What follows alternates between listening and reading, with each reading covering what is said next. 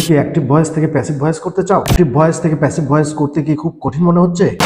যদি কঠিন মনে হয় তাহলে এই ক্লাসটি তোমার জন্য। আজকে আমরা শিখব কিভাবে অ্যাক্টিভ ভয়েস থেকে প্যাসিভ ভয়েস করতে হয়। অর্থাৎ অ্যাক্টিভ ভয়েস থেকে প্যাসিভ ভয়েস করার জন্য আমাদের 6টি ধাপ অনুসরণ করতে হবে। আমরা যদি 6টি ধাপ ভালো করে অনুসরণ করি তাহলে অ্যাক্টিভ ভয়েস থেকে প্যাসিভ ভয়েস আমরা সহজেই পরিবর্তন করতে পারব।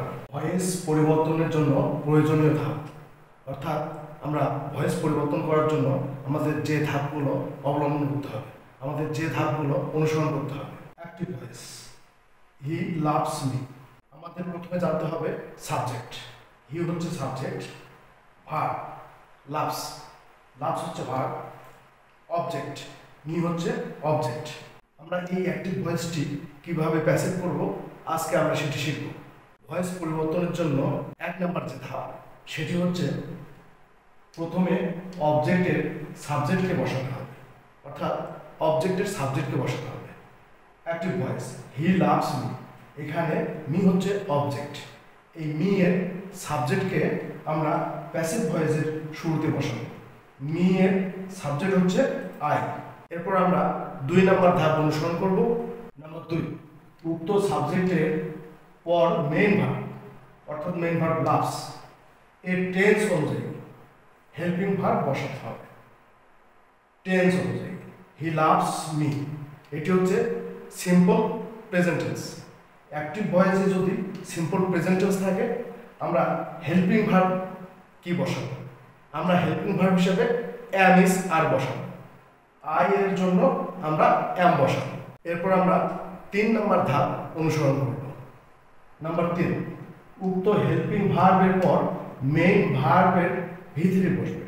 এখানে মেইন ভার্ব হচ্ছে V3, এখানে মেইন ভার্ব হচ্ছে লাভস, লাভসের V3 হচ্ছে লাভড, লাভড। এরপর আমরা 4 নম্বর ধাপ অনুসরণ করব। 4 নম্বর ধাপ হচ্ছে নাম্বার 4, V3 এর পর অ্যাক্টিভ ভয়েসে বিদ্যমান এক্সটেনশন বসবে। V3 এর পর অ্যাক্টিভ ভয়েসে বিদ্যমান যে এক্সটেনশন, অতিরিক্ত যে পার্ট থাকবে সেই পার্টটি আমরা V3 এর পর বসাবো। এই সেন্টেন্সে এই অ্যাক্টিভ ভয়েসে কোনো অতিরিক্ত অংশ নেই, তাই আমাদেরকে V3 এর পর অতিরিক্ত কোনো অংশ বসাতে হবে না। এরপর আমরা 5 নম্বর ধাপটি অনুসরণ করব।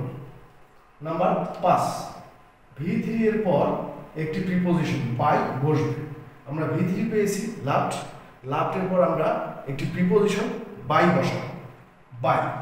অ্যাক্টিভ ভয়েস থেকে প্যাসিভ ভয়েস করার সময় আমরা সর্বশেষ যে ধাপটি অনুসরণ করব সেটি হচ্ছে নাম্বার 6, সর্বশেষ বাই এর পর সাবজেক্ট এর অবজেক্টকে বসাতে হবে, সাবজেক্ট এর অবজেক্টকে বসাতে হবে।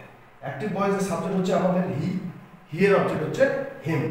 আমি আশা করব আমরা অ্যাক্টিভ ভয়েস থেকে যখন প্যাসিভ করব আমরা এই 6টি ধাপ যদি অনুসরণ করি, এই 6টি ধাপ যদি আমরা মনোযোগ সহকারে যদি প্রয়োগ করি আমরা সহজেই অ্যাক্টিভ ভয়েস থেকে প্যাসিভ ভয়েস করতে পারবো। আমরা অ্যাক্টিভ ভয়েস থেকে প্যাসিভ ভয়েস যখন করব আমরা যদি এই 6টি ধাপ ভালো করে অনুসরণ করি আমার বিশ্বাস আমরা সহজেই অ্যাক্টিভ ভয়েস থেকে প্যাসিভ ভয়েস করতে পারবো, আমাদের আর কোনো সমস্যা থাকবে না। Thank you.